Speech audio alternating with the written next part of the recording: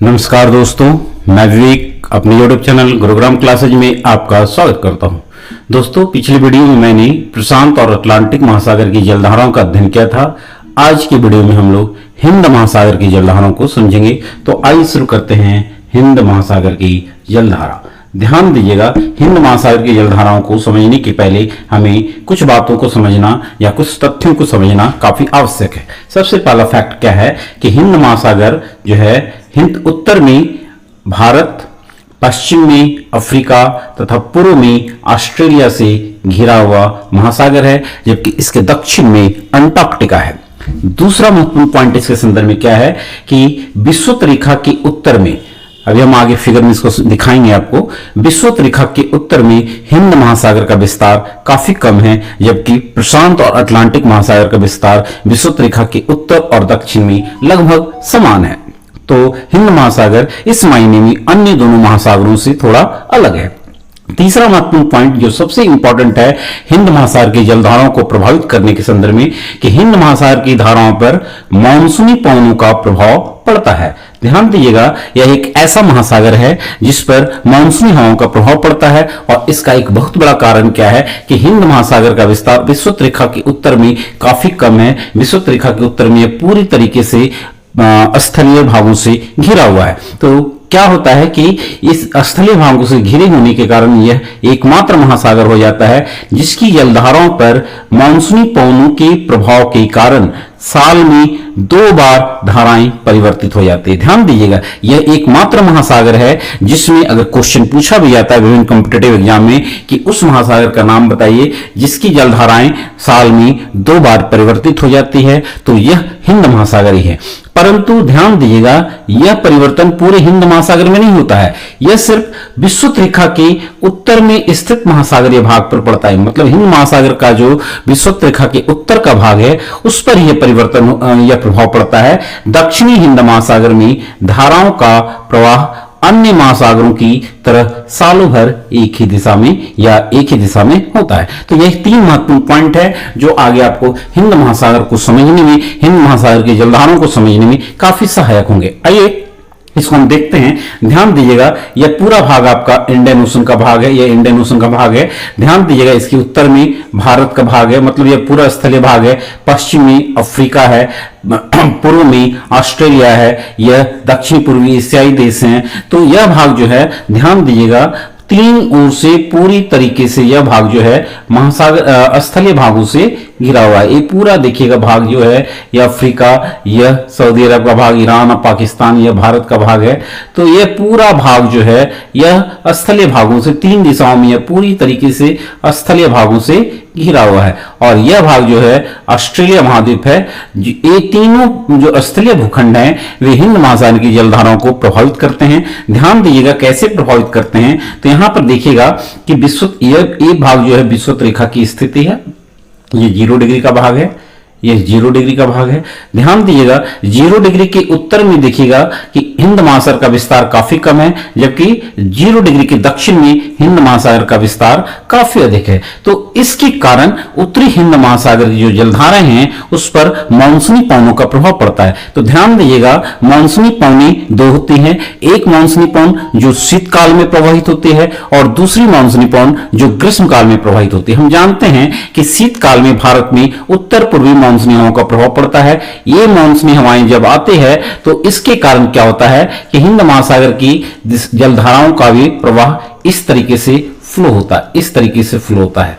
ये उत्तर पूर्वी मानसूनी हवाओं का प्रभाव है। तो इसके कारण देखिएगा कि उत्तर पूर्वी मानसूनी हवाओं के प्रभाव के कारण उत्तरी हिंद महासागर में उत्तर पूर्वी प्रवाह और काउंटर करंट यानी विपरीत जलधारा का जन्म होता है। जबकि क्या होता है, वह होता है कि ग्रीष्म काल में हिंद महासागरीय क्षेत्र पे दक्षिणी पश्चिमी मानसूनी पवन का प्रभाव पड़ता है, जो ध्यान देंगे इस दिशा में फ्लो करती हैं और ये दक्षिणी पश्चिमी फ्लो के रूप में पूरे इंडियन ओशन में पश्चिम से पूरब की ओर अफ्रीका से सुमात्रा तक फ्लो करती है और यह स्थिति जो है ग्रीष्मकाल में होती है। तो हिंद महासागर की जलधाराओं को समझने के लिए हमको मानसूनी पवनों को भी समझना आवश्यक है। ध्यान दीजिएगा कि हिंद महासागर में जो जलधाराएं प्रवाहित होती है उनको उनकी स्थिति के आधार पर हम दो भागों में बांट सकते हैं। पहला है उत्तरी हिंद महासागर की जलधारा, उत्तरी हिंद महासागर की जलधारा, और दूसरा है दक्षिणी हिंद महासागर की जलधारा। विभाजन का आधार विस्तृत रेखा है। ध्यान दिएगा।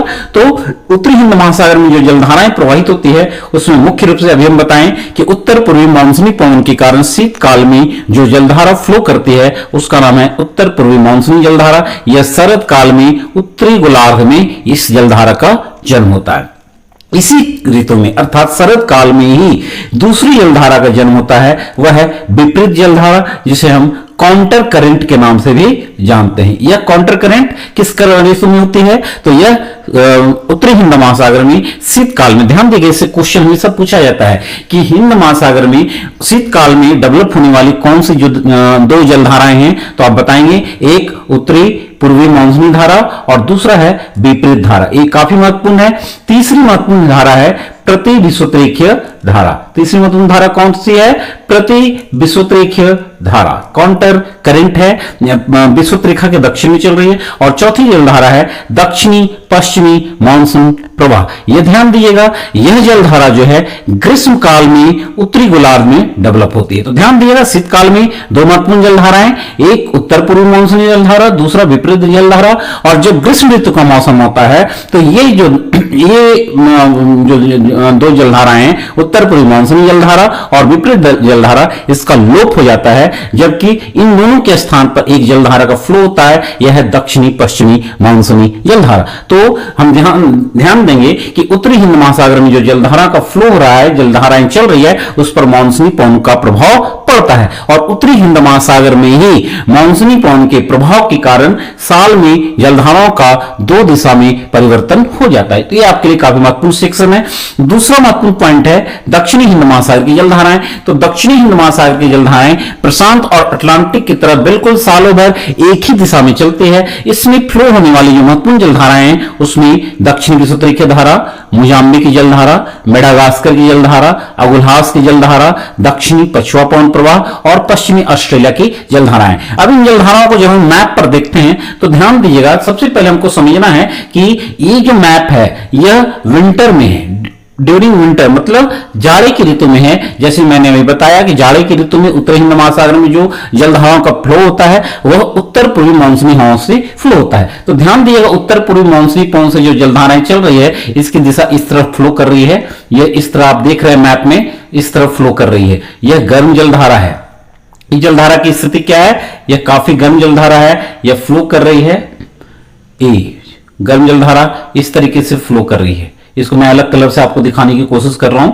ये देखिए, ये जलधारा फ्लो कर रही है, उत्तर पूर्वी मानसूनी जलधारा। और इसी के आधार पर इस जलधारा का नाम है नॉर्थ ईस्ट मानसून ड्रिफ्ट। यह काफी महत्वपूर्ण जलधारा है जो शरद काल में उत्तरी हिंद महासागर में, कहां से? तो यह सुमात्रा से लेकर सोमाली तक। ध्यान दीजिएगा, सुमात्रा, यह सुमात्रा का भाग है, यह हिंद महासागर में जो द्वीप का भाग है पश्चिम पूर्वी भाग में यह सुमात्रा है। क्लियर है? यहां से जो जलधाराएं चलती है बिल्कुल इस तरीके से बिल्कुल अफ्रीका के सोमाली तक चल रही है और इस जलधारा का नाम है उत्तर पूर्वी मानसूनी जलधारा।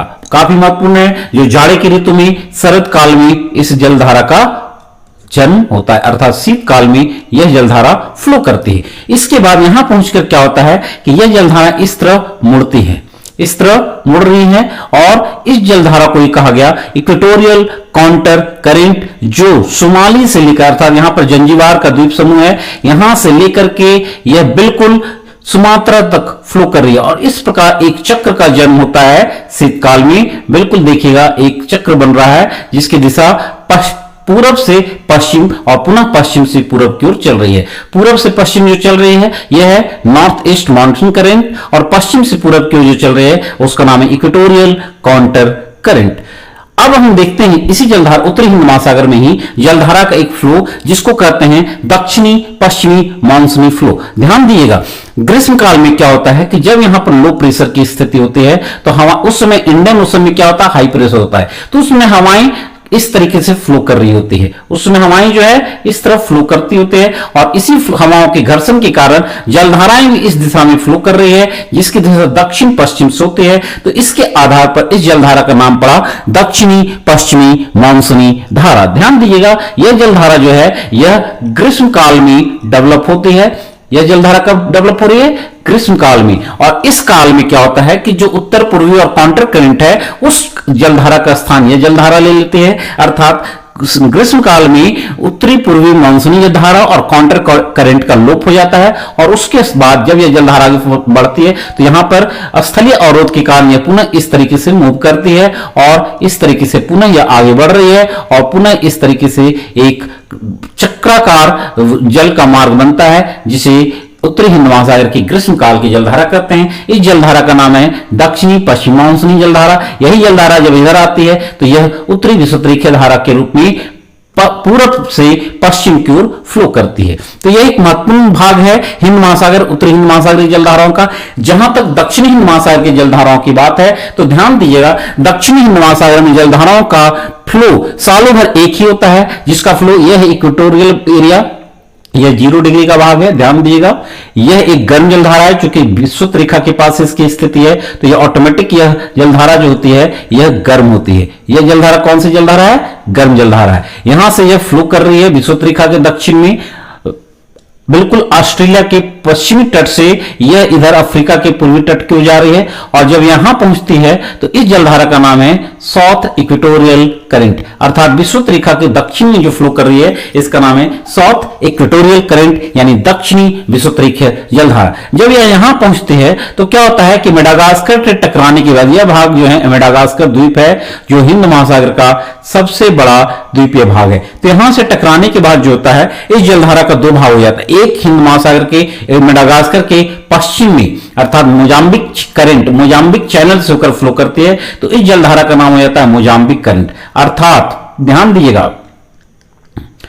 दीजिएगा, यह जो मोजाम्बिक के पश्चिम में जो जलधारा चल रही है, मेडागास्कर के पश्चिम में जो जलधारा चल रही है, यहां पर एक मोजाम्बिक चैनल है, उसी चैनल के नाम पर इस जलधारा का नाम पड़ गया मोजाम्बिक करंट। क्लियर है? और दूसरी ये भाग जो है यह मेडागास्कर के पूरब से होकर चल रही है, जिसका नाम है मेडागास्कर की धारा। इस जलधारा का क्या नाम है? मेडागास्कर की जलधारा। तो ये आपके लिए काफी महत्वपूर्ण है कि मेडागास्कर द्वीप से टकराने के बाद दक्षिणी विषुवत रेखा धारा का दो भाग में विभाजन हो जाता है। मेडागास्कर के पश्चिम में जो जलधारा चल रही है उसका नाम मोजाम्बिक करंट और पूर्व में चल रही है उसका नाम है मेडागास्कर की धारा। यहां पर आकर दोनों जलधाराओं का मेल हो जाता है और यह अफ्रीका का दक्षिणतम बिंदु तक फ्लो करती है। इस जलधारा का नाम होता है अगुल्हास करंट। अगुल्हास करंट तक यह जलधारा जो है वह गर्म जलधारा है।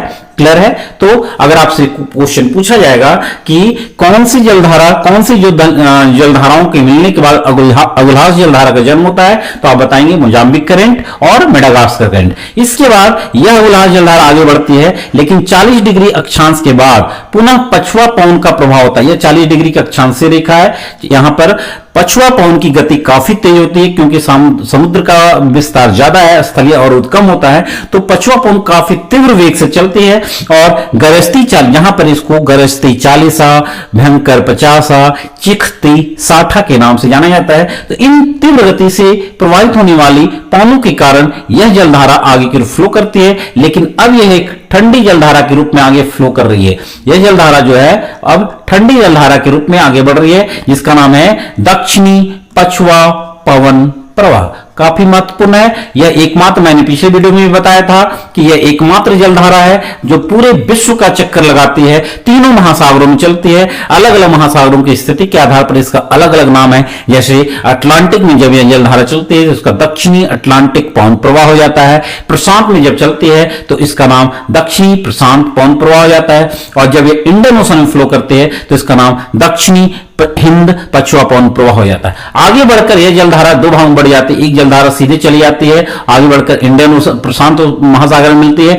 दूसरा ऑस्ट्रेलिया के पश्चिम दिशा से दक्षिण से उत्तर की ओर आगे बढ़ती है। इस जलधारा का नाम है वेस्ट ऑस्ट्रेलियन करंट, यहां पर यह भी एक ठंडी जलधारा है और इसी ठंडी जलधारा के प्रभाव के कारण क्या होता है, अफ्रीका का यह जो भाग है, ऑस्ट्रेलिया का यह जो भाग है, यह डेजर्ट के रूप में परिवर्तित हो गया। हम जानते हैं कि जहां जहां भी ठंडी जलधाराएं हैं उसके तटीय क्षेत्रों में मरुस्थलों का विकास होता है, क्योंकि ठंडी जलधाराएं ह्यूमिडिटी को गेन करके नहीं रख पाती, नहीं गेन कर पाती, और इसके कारण उन क्षेत्रों में वर्षा का अभाव होता है और यह डेजर्ट के रूप में बदल जाता है। तो अफ्रीका का जो, ऑस्ट्रेलिया का जो पश्चिम भाग है डेजर्ट के रूप में, यह इसी जलधारा के प्रभाव के कारण होता है। आगे बढ़कर यह जलधारा पुनः दक्षिणी इक्वेटोरियल करंट से मिल जाती है। तो पुनः देख रहे हैं आप कि जलधाराओं का एक क्रमिक क्रम विकास हुआ है, एक वामावर्त गर्त चक्र का विकास होता है दक्षिणी इंडियन ओशन के क्षेत्र में। तो हम समझ सकते हैं कि इंडियन ओशन में जो जलधाराएं फ्लो कर रही है उसका फ्लो उत्तर में और दक्षिण में बिल्कुल अलग अलग है। उत्तर में मानसूनी पवन का प्रभाव पड़ रहा है और दक्षिण में यह जो है इस पर जलधाराओं का जो फ्लो होता है वह सालों भर एक ही दिशा में है। तो इसको हम लोग मैप से समझ ले। अगले वीडियो में मैं पुनः एक महत्वपूर्ण वीडियो, ज्योग्राफी का एक वीडियो आपको लेकर आऊंगा। ओके, धन्यवाद।